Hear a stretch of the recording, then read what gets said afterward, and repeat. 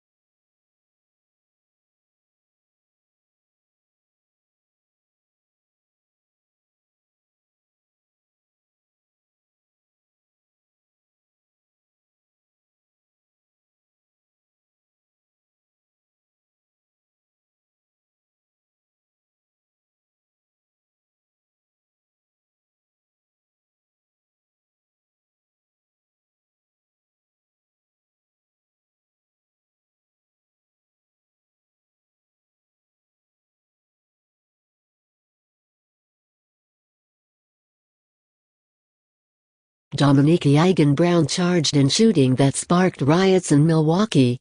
Sylville Smith was unarmed when executed earlier today. Charges of first-degree reckless homicide were filed against Dominique Heaggan-Brown for the shooting Sylville Smith in August. Heaggan-Brown, who had earlier professed his desire to start a riot like it's Baltimore, got his wish when Milwaukee erupted into riots after the murder of Smith. As I wrote about in October, Officer Heaggan-Brown also bragged that he could do anything without repercussions during a night in which he drugged and raped another man. Unfortunately for him, he soon found that that expectation didn't quite match up to reality. He was arrested and charged with sexual assault for that attack, as well as another previous attack against a different man back in July. Those charges also included some prostitution-related charges.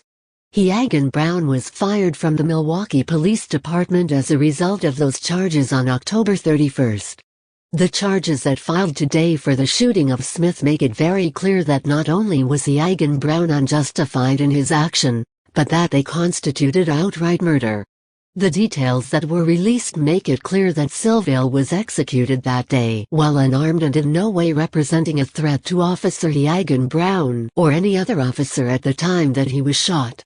Via the New York Times, police officials have said that Mr. Smith was carrying a stolen handgun with a large-capacity magazine, and that he pointed it at the officer before the officer fired. But the criminal complaint filed on Thursday gives a somewhat different picture, based on video recorded by body cameras worn by Officer Heaggan-Brown and his partner. That video has not been made public. In the video, Mr. Smith turns his head and upper body towards the officers, according to an investigator's affidavit cited in the complaint. He then raises the gun upward while looking in the direction of the officers and throws the gun over the fence into the yard. As Mr. Smith was raising the gun, the complaint says, Officer Heaggan-Brown fired his own weapon. The bullet passed through Mr. Smith's arm and the suspect fell on his back. Heaggan-Brown is observed standing a short distance from Smith with his weapon pointed down at Smith when Heaggan-Brown discharges a second shot from his weapon, the complaint says.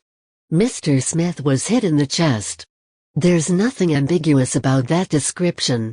What you're reading in those quotes is a description of a gangland execution.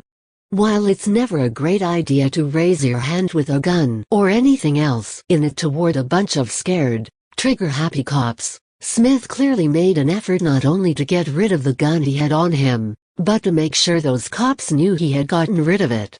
Regardless of his prior intentions, after Smith was already disarmed, shot once, and lying on the ground, Officer Dominique Heaggan-Brown stood over him and shot him in the chest. There's no way to sugarcoat that or pretend it was an accident. Officer Heaggan-Brown committed a murder that day, plain and simple. And it's very much obvious now why the police didn't want to release that body camera video to an already outraged and angry public.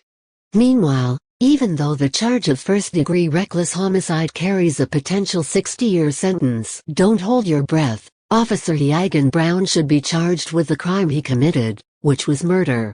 Start a riot like it's Baltimore.